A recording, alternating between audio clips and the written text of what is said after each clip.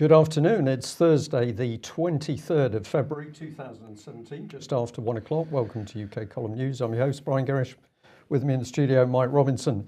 Well, we're delighted to say there's a bit of sunshine here in Plymouth, although it's quite cold. I can actually see some blue sky and some quite good reports of the weather across the country. And we need it because things are closing in very quickly in a political sense. And we would say that we are entering some of the most dangerous political times that Britain has ever seen. Mike. Well, let's get straight on then with Cressida Dick, because Amber Rudd has announced that Cressida Dick is to be the next Commissioner of the Metropolitan Police. She was appointed by the Queen following a recommendation from the Home Secretary, so that's all good stuff. We'll talk about what people have been saying about this in a second. She of course, was heading up the anti-terrorism section of the Metropolitan Police before heading off to the Foreign Office, and we'll talk about that also in a second. Now, the Met Police, of course, largest police force in the United Kingdom, 43,000 officers and staff, a budget of $3 billion. What did Amber Rudd have to say? She said, Cressida Dick is an exceptional leader, has a clear vision for the future of the Metropolitan Police. She said she's delighted that Her Majesty has agreed Amber's recommendation for a rigorous recruitment process which highlighted the quality of senior policing in the country. Cressida now takes one of the most demanding, high-profile and important jobs in UK policing, and so it goes on. Absolutely wonderful stuff, according to Amber Rudd. What did Boris Johnson have to say? Well, he said congratulations to Cressida Dick. She's a fine woman to have at the front, a fantastic officer, and thanks to Mr. Howe for all his work beforehand and setting up Cressida Dick. Of course, common purpose lady. Well, we'll get on to that too. So here we go. Sadiq Khan said Cressida Dick's experience and ability has shone through this process. So undoubtedly, everybody is delighted that she has this job, Brian. Well, I noticed the Guardian image was Cressida Dick with a nice purple jumper on under a jacket standing by the London Eye. So if we just smile slightly and say there seems to be a lot of symbolism in that image, I think this is the woman to do the job. And of course, she has never been Chief Constable of any other area in UK, so she doesn't have any experience of being the person at the top, lonely job running one of UK's police forces. She's just moved straight into one of the most powerful jobs in the country. Of course, she's never been running the entire force, but she has, of course, run individual operations. Yeah. And of course, the killing of Jean-Charles de Menezes was one of her greatest achievements, at least. That's perhaps how she would see it. She was in charge of the operation which saw de Menezes killed, and as the Evening Standard here is reporting, de Menezes' family absolutely disgusted with the fact that she has been appointed. They said, we had to face a tragedy that no family should ever have to experience, the tragic death of a loved one at the hands of those we entrusted to serve us and protect us. At the helm of the police on that fateful day when Jean was killed was Cressida Dick. The message of today's appointment is that police officers can act with impunity. The Commissioner of the Metropolitan Police is the most senior police officer in the country, a post that is expected to uphold the highest standards of professionalism, to command public confidence, and be responsible for ensuring that the police act lawfully and are held to account. Well, she was never held to account for that. But nonetheless, she was running anti-terrorism policing with the Met for a while. But if we look at her Wikipedia page, what it says there is that she has been appointed as head of the Met, but she is a Director General of the UK Foreign and Commonwealth Office. That's a fascinating title, Mike. Fascinating. Absolutely fascinating. So I went off to the Foreign and Commonwealth Office website, had a look at their governance, and well, as we can see here, if we search for Dick on that page, we find 0 of 0 results. So she's not listed there on the management board. She's not listed on any of the other positions on that page, but there is a separate page of other directorships. So let's go and have a look at that, Foreign Commonwealth Office Directors. And well, she's not listed here either. So this is very strange. I phoned the Foreign Office, or I wrote to the Foreign Office, and they phoned me back very kindly. And a nice lady told me that Cressida Dick is indeed still a director at the Foreign and Commonwealth Office. And I asked, well, she's obviously moving into a very high-profile, high-powered job now. The two roles, are they going to? This is a non-executive role, or are the two roles going to fit together very well? And she said, I can't tell you any more about the background to Cressida Dick's role at the Foreign and Commonwealth Office. Well, of course, we should have remembered this, but in 2015, the Intercept website was highlighting exactly this problem. Secrecy shrouds the unknown role of top UK government official. This is Ryan Gallagher writing for the Intercept, and he had made the point that he made some Freedom of Information requests to the government asking them about Cressida Dick's role. They absolutely refused to disclose what her role within the Foreign and Commonwealth Office was, and they particularly refused to disclose anything about her her salary.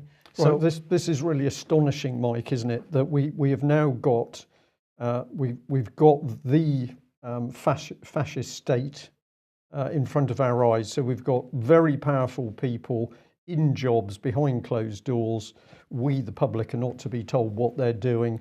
And of course, Cressida Dick is a common purpose leader, and their psychology is they meet behind closed doors anyway. So what is her role? Why do you need a senior police officer working in the Foreign and Commonwealth Office? Are they training with other nationalities? Pick somebody, the Americans or the Israelis. We don't know. This obviously wants a Freedom of Information request. Which will probably be ignored as the intercepts were. But let's just remind ourselves that if she isn't listed on the Foreign and Commonwealth Office website, she is listed on our own Common Purpose Exposed website. There is when she took the Common Purpose course. She took the Matrix course in 1996-97. Well, of course, she grew up in Oxford, where there's been really good policing happening over the years, Brian. Or maybe not around Oxford and Cherwell Valley College. But let's remember that we've got a police officer involved in what is a quasi-secret society, a society that doesn't declare its members in organisations, whether it's the government or the NHS or the police.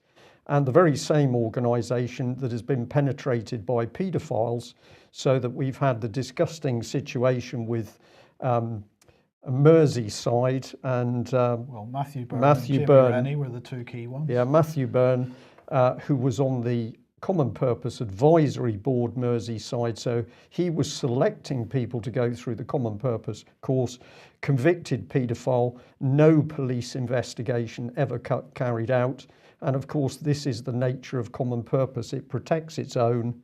And now we have a senior police officer buried in the government, and the government's not going to tell us what she's doing. This is unbelievably dangerous stuff. And we should also remember, of course, Common Purpose running courses with children where they were not providing CRB checks, criminal records checks for the people running the courses. So, but no problem. Cressida Dick moves through that system.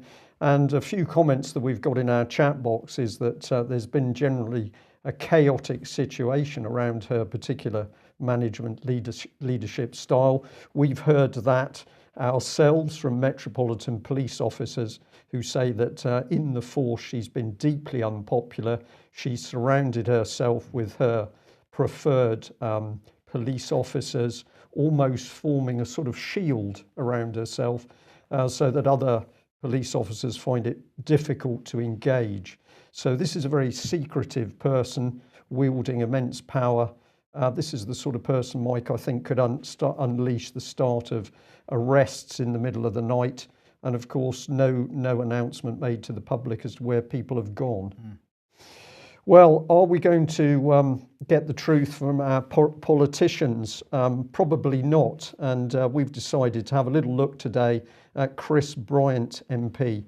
Now, we flagged up a couple of days ago that Chris Bryant was the man who was saying there is, quote, clear evidence of Russian interference in UK elections.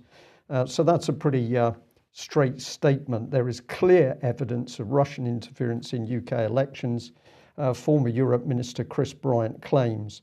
And of course, you highlighted that, Mike, with this slide that we showed.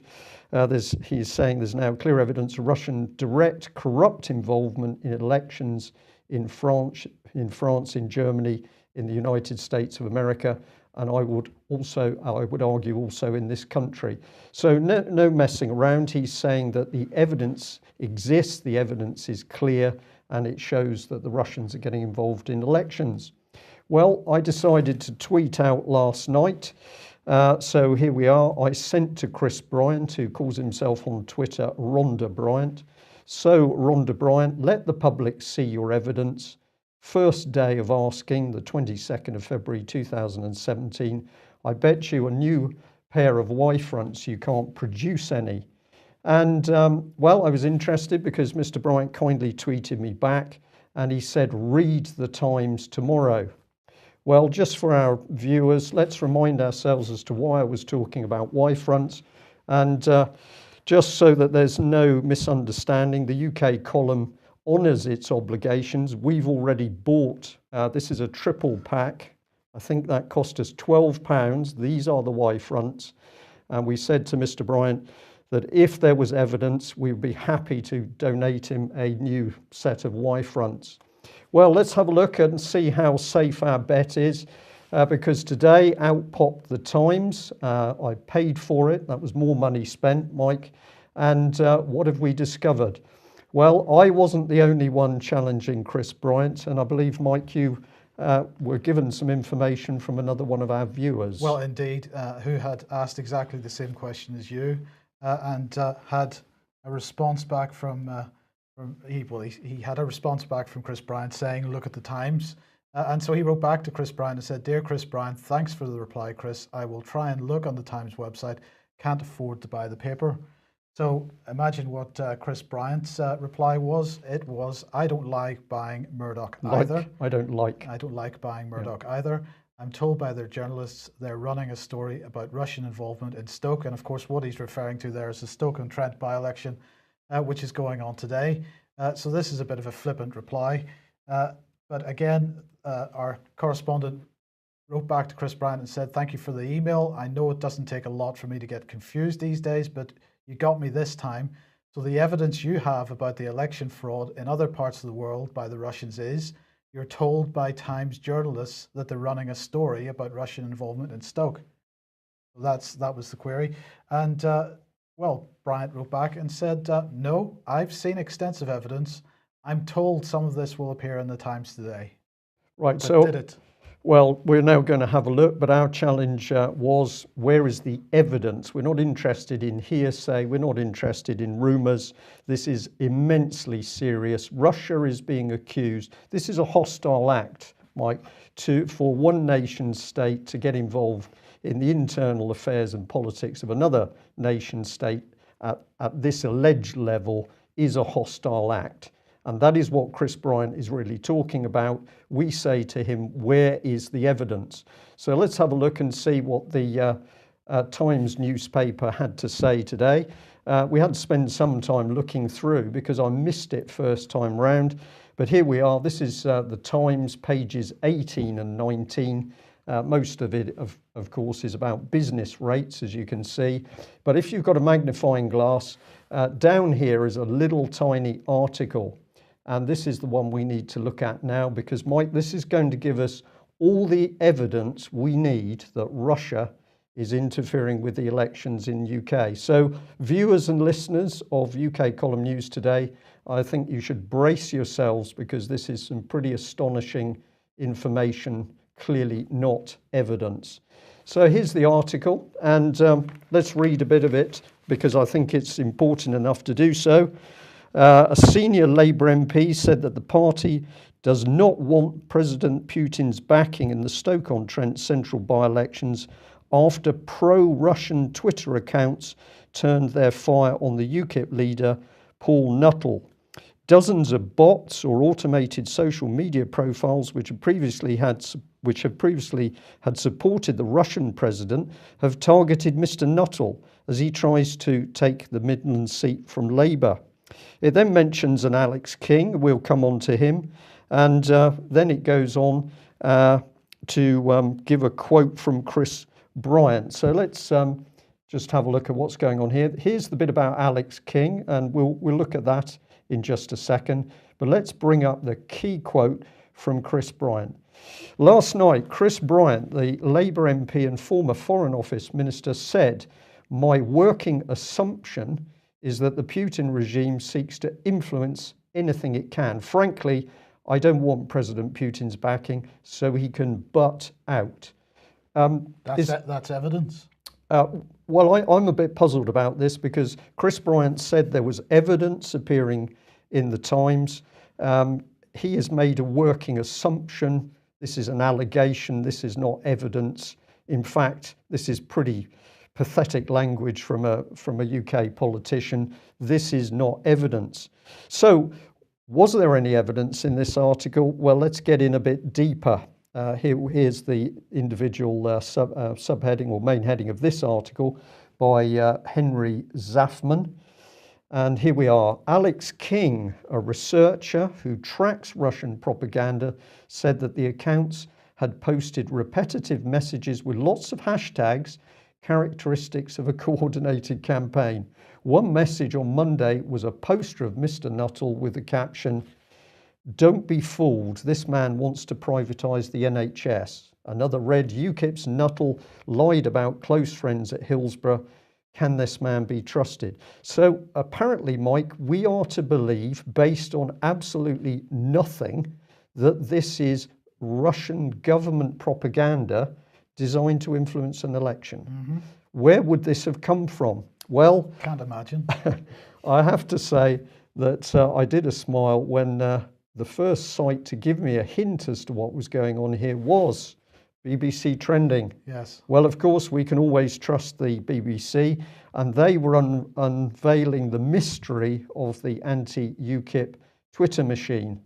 So this is where the evidence is. Let's go into the BBC and let's get into this evidence. So a big headline, and here's this outrageous piece of Russian propaganda, which there's no evidence to say it's from Russia at all. "Don't be fooled, this man wants to privatise the NHS." And then there's some explanation. Why is a strange network of Twitter accounts, usually the source of pro-Russian messages, now pumping out tweets about a very specific British election? So there's the BBC spin. Because there's no evidence, we simply bring in the Russians and create that evidence itself. And on it goes. But the key piece in this section is this little message. It says the network, the Russian network, was initially uncovered by Alex King, an independent researcher who tweets as @Glasnost_gone. King tracks Russian propaganda on social media and was an organizer of the campaign to free a Ukrainian pilot, sorry, thank you, who, so that's Nadia Savchenko, who was captured by pro-Russian forces battling in Ukraine in 2014. So there's the key, that this person, whoever they are, is anti-Russian in the first place. But according to the BBC, what you're witnessing is Russian government propaganda to influence an election. So if we summarize this, Mr. King is an unidentified independent social media researcher. Okay, this is not a bona fide source, and this is his Twitter page. Of course, there's no photograph. No. So this is an anonymous person, and all we know about them is they play at social media, and they live in London. Good. So we better label this at the top. That the Times newspaper, the BBC, and Chris Bryant are calling fake news evidence. There is no evidence here, Mike. So I wonder whether we should be saying to our viewers at the moment, if you feel as strongly about this as we do, then clearly the man to challenge is Chris Bryant. We tried to call his office this morning. We've tried to call the Labour Party press team to say, where is the evidence?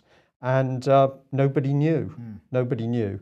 So if our viewers and listeners can give us a hand with this, ideal opportunity to challenge Chris Bryant to produce the accurate, real evidence to support his assertion that Russia is carrying out a hostile act. Well, why would Chris Bryant want to smear the Russians? Let's have a look at this slide. There's the accusation, clear evidence. We're going to show in a minute that Chris Bryant, of course, acted as head of European Affairs, BBC, very pro-European post.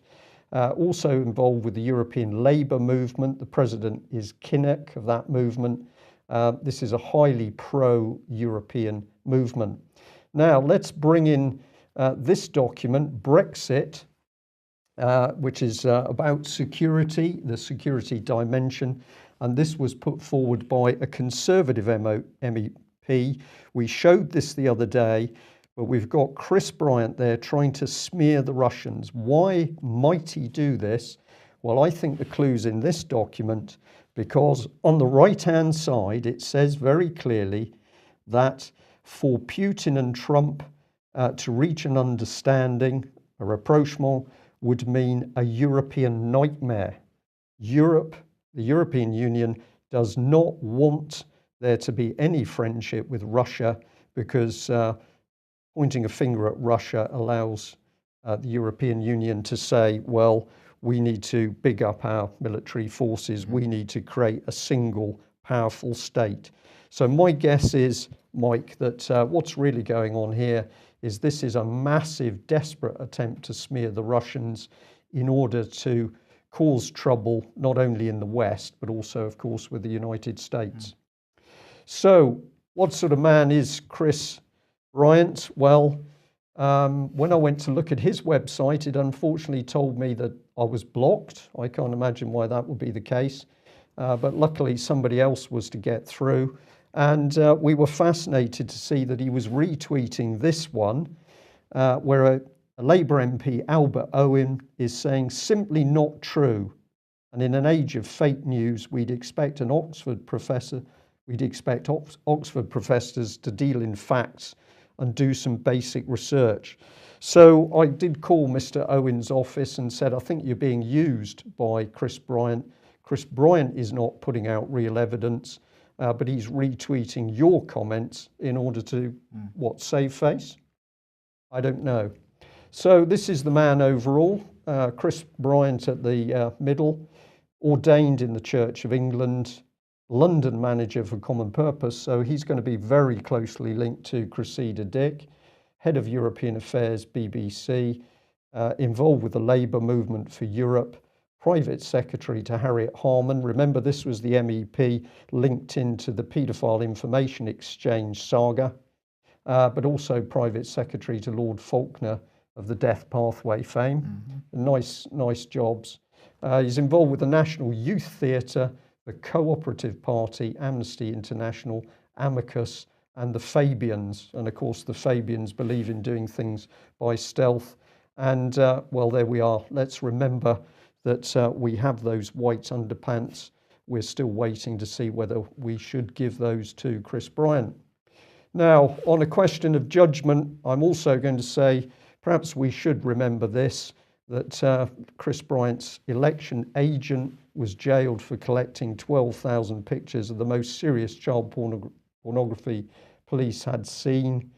This was well publicised at the time. Now, of course, Chris Bryant didn't know, we understand that, but was this poor judgment in choosing his team? I think that's a reasonable question to ask. Another reasonable question might be, was Stephen Carnell Common Purpose?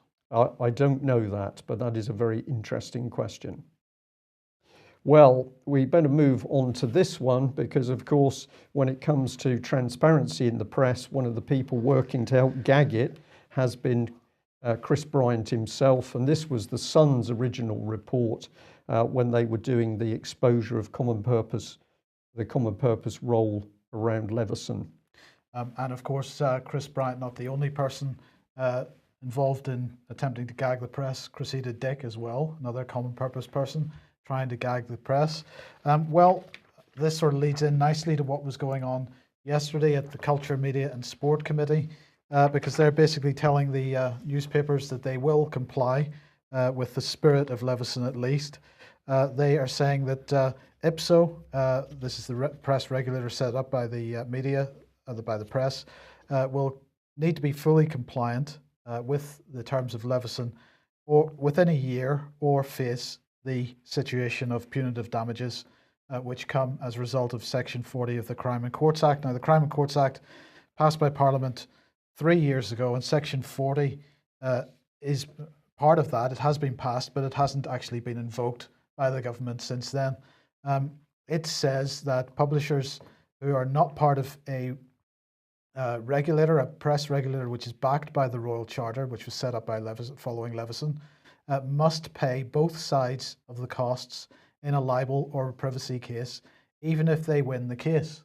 So even if they're found innocent in a, or not guilty in a libel case or in a privacy case, if they're not part of a regulator which is backed by the Royal Charter, they will be obliged to pay the costs of the other side. This is completely unconstitutional. It goes against every constitutional principle upon which this country is founded. Now, Damien Collins MP is the committee of the Culture, Media and Sport, is the chairman of the Culture, Media and Sports Committee, and he said it's over 4 years since Lord Leveson published his report into the culture, practices and ethics of the press. In that time, we've yet to see established a system of independent self-regulation for print media that is credible both to the public and the press. In the vast majority of newspapers and magazines continue to refuse on principle to accept regulation under the terms of the Royal Charter, then the government should create an alternative path that would allow IPSO to become established as the preferred body to take responsibility of self-regulation of the press. So that comment is quite interesting, because although they're saying that basically if the newspapers don't comply within a year, they're going to invoke Article 40, they are saying that there is an option for IPSO other than to come fully under the remit of the Royal Charter. So that's quite interesting. Well, what are we talking about here? There are two press regulators established following Leveson. One is IPSO, which is the Independent Press Standards Organisation, and that's the one that was established by most of the mainstream print media in the UK. A number of the FT and the Guardian aren't involved in that, for example. Most of them are, the Independent aren't. But Impress is the other regulator. This was established through the Hacked Off campaign and the Media Standards Trust. It's promoted by the Hacked Off campaign and the Media Standards Trust. It has almost nobody as members. A few local newspapers is about all, but none of the major newspapers are members. But it is compliant with the Royal Charter, so they are pushing forward with trying to force everybody to join Impress rather than IPSO. Now, what's important about Impress, of course, is it is absolutely funded by Max Mosley. Max Mosley, who was head of the Formula One and so on, son of Oswald Mosley, the wartime fascist. Max Mosley, key part of the Leveson inquiry, because of course he was the man that was exposed in a number of newspapers dressed as a Nazi at some kind of orgy. And so he got behind the campaign for regulation of the press. So why are we mentioning this? Well, because if we look at the Register of Members' financial interests in the House of Commons as of the 20th of February 2017, we find that Tom Watson MP has had two extremely sizable donations from Max Mosley, one of £200,000 given in the middle of last year, and one of £300,000 given in January this year. So what we're looking at here is, on the 10th of February was the £300,000 one. So this is two massive donations to an MP, apparently to support Tom Watson's office as Deputy Leader of the Labour Party, and also, but this is the key point, also as Shadow Secretary of State for the Department for Culture, Media and Sport. And of course, the Department for Culture, Media and Sport has responsibility for regulation of the press. So this is a direct bung from Max Mosley, who's running the alternative Impress, the alternative regulator, the one that has the Royal Charter, but the one that nobody wants to get involved with. This money is going directly to someone who is Shadow Secretary of State for Department of Culture, Media and Sport. This is a pretty spectacular situation, Brian. And just to remind everybody, Tom Watson absolutely involved with the Hacked Off campaign, has supported it from the beginning. And although it's declared in the Register of Members' Interests, this has got to be a conflict of interest. Well, we're seeing conflicts of interest everywhere. Every organisation we go into, whether it's Ofcom or it's other NGOs, you look at the number of jobs that the trustees have got or the executive team, and they are linked in everywhere. They cannot possibly be independent. And if we come on to that subject of language again, I think this is one of the reasons that when we look at their websites, the word independent is always emphasised. In fact, it's overemphasised. And I think this is to try and reassure us, calm us down that everything's okay. Exactly the same with this nonsense about the Russians interfering in elections. Oh, don't worry because the researcher is independent. But they don't actually give any information about that researcher. Yeah. Okay, let's move on to justice then. And well, Lord Leveson, once again, because of course he is president of the Queen's Bench Division. And although he ran that investigation into the press, this is his main role, as Lord President of the Queen's Bench Division. Now, back in January 2015, he published this report on screen at the moment, the Review of Efficiency in Criminal Proceedings. And in it, he was arguing for the use of new technology in the judicial process with a view to reducing costs, or at least that was how he was describing it.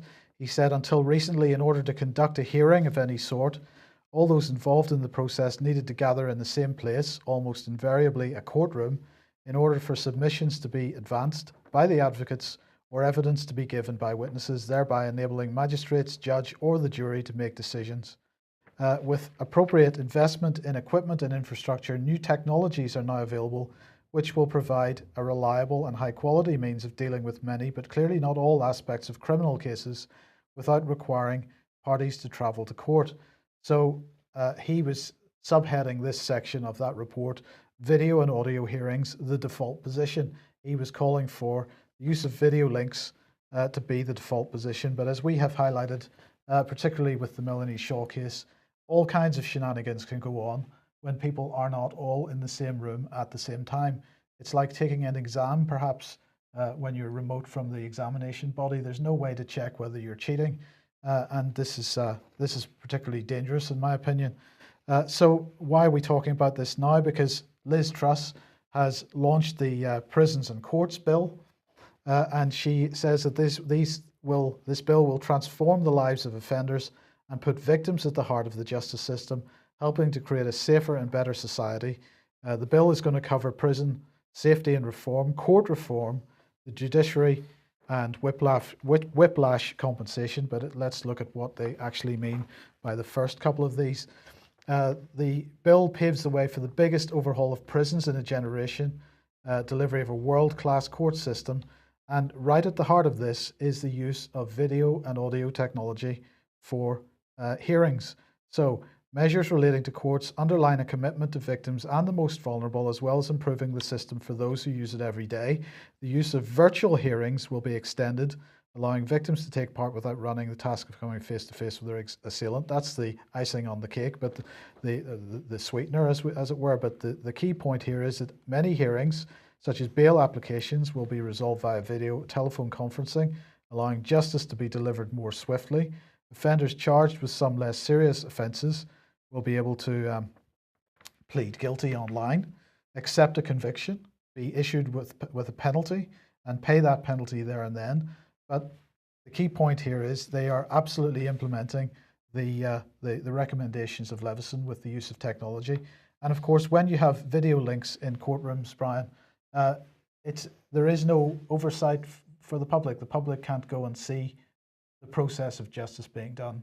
No, they can't see the person talking. They can't pick up the nuances that we all pick up from being able to speak face to face to an individual. And this is the start of a very, very dangerous, well, it's not a slippery slope, because what's driving it is a wedge. This is deliberate policy that's being brought in. But how cynical can you get? Don't worry, you didn't have a train ticket. You're actually going to be taken to court for that. But we can make the process all easy. by video link, and you just plead guilty online, and you're a criminal, but you didn't have to appear in court. But don't worry, it's low cost and it's efficient. This is unbelievably dangerous stuff. Absolutely, and of course it'll also be easier for the judiciary to deploy judges more flexibly, because of course they don't even have to come get out of bed, perhaps. Well, this is dangerous as well, Mike, but we can also say we know there are judges out there who are very, very concerned about what they see as increasing chaos around them. What they don't understand is the chaos within the judicial system has been created to get these changes in place. But the moment people are not appearing in a proper court in front of a jury with the process of common law, we're entering very, very dangerous territory. Absolutely, and that was one of the other aspects of Levison's original report about criminal justice, that juries are basically feeling that in many cases their time is wasted, and perhaps we shouldn't be using juries at all. Because they're not intelligent enough to understand the real subjects that are being debated. That is on its way, and when you put all these things together, it paints a pretty murky picture. Yeah. Okay, intellectual property snooping. This is really about. So here we are. The government has launched a consultation into illicit IPTV streaming devices. This is basically people streaming content that they don't have permission to stream into their homes. Many of these things being sold on eBay and other places. And what they're saying here is the Intellectual Property Office is calling for views on whether there's a need for legislative change to deal with this issue. The use of IPTV boxes to access illegal content appears to have increased in recent months, they say. A range of legislation applies to both the sale and the use of these devices, but broadcasters and content owners have expressed concerns. So in other words, this is all being driven by the industry, and we're going to change the law potentially as a result, or perhaps we're going to do a lot more snooping. This is all to do with, and I cannot separate it from this, which is also released today, the consultation into the Investigatory Powers Act 2016. So what they're saying here is that they are launching a consultation. It's going to last for 6 weeks into the 5 new codes of practice under the Investigatory Powers Act. The codes are as follows: interception of communications, bulk communications data acquisition, bulk personal data sets, equipment interference, national security notices, and following considerations of the responses to the consultation, the codes will be laid before Parliament for approval. So those codes, the way that this act is actually going to be implemented, are out for consultation at the moment. I suggest that people perhaps need to be providing evidence for that, but again, it's going to have to be high quality evidence. They're saying here that the Investigatory Powers Act, which gained royal assent in November, provides world-leading transparency and privacy protection. So we need to feel safe in our homes about this, but we can be snooped on safely. Yeah, and the policy can be exported to the rest of the world. Well, just to end today, because really I think this is one of the most serious UK column news programmes that we have done. This is the British government forming itself into a dictatorship, immensely powerful, and with one of the most senior police officers in the country, Cressida Dick, heading the Metropolitan Police. What is her leadership style? Well, let's bring it up on screen. Here it is. This is the Common Purpose Manual. This is Beyond Authority, written by Julia Middleton, the Chief Executive of Common Purpose. I would encourage people to buy this book. Don't buy it as a new copy. That's a complete waste of money. Have a look for something very cheap, second-hand. Why do we need to read it? Because this is the lady who was let loose training civil servants, police, military, school teachers, NHS. If you want to know why the agenda of the government and these organisations is so unpleasant and so dark, read Julia Middleton's book. So I'll just give a couple of quotes. She said, "The best leaders in the outer circles can create relationships in a nanosecond. They meet new people, and before you know it, they've created an instant relationship that most people would take hours, if not days, to build. Many tell me that this is one of the stunning things that Tony Blair and Bill Clinton have in common." So there we are. Praise for Tony Blair and Bill Clinton. praise for German bankers, praise for Lehman Brothers who collapsed. Lehman Brothers, Julia Middleton said, role model for young teenagers. Deutsche Bank, now on the verge of collapse, all in this book. And if you want to get into the really unpleasant stuff, then have a listen to this. This is a gentleman called Doug Miller. I'm embarrassed to say he had a military background, apparently. He says you start with clear and defined objectives. This is the most important. Military training teaches you to understand this. Then you establish what the obstacles are. They could be structural, financial, but they're usually people. So you have to establish what motivates them and then decide if you can win them over by the power of the idea or by finding a fit where you can align both of your interests. If not, you look to form alliances or make compromises. Sometimes, if it gets messy, you might have to run over them, undermine them, go around them, or discredit them. As a last resort, you consider bullying them or buying them off. And this is the advice, I'm going to say the sick advice of the leadership style which Common Purpose has injected into our police force and NHS. Is it any wonder we're now watching this very, very dark political agenda coming forth? That's it for today. Thank you very much for joining us. We will be back at the same time tomorrow. And I'm going to say thank you very much for the lady who called me yesterday afternoon from London. It was wonderful to have such praise for what we're doing. And it's wonderful to know that many people out there are getting a boost from listening to UK Column every day. If you're not a subscriber, please sign up and or make us a donation, because we can only do what we do with your help. Thanks very much. Bye-bye. Bye-bye.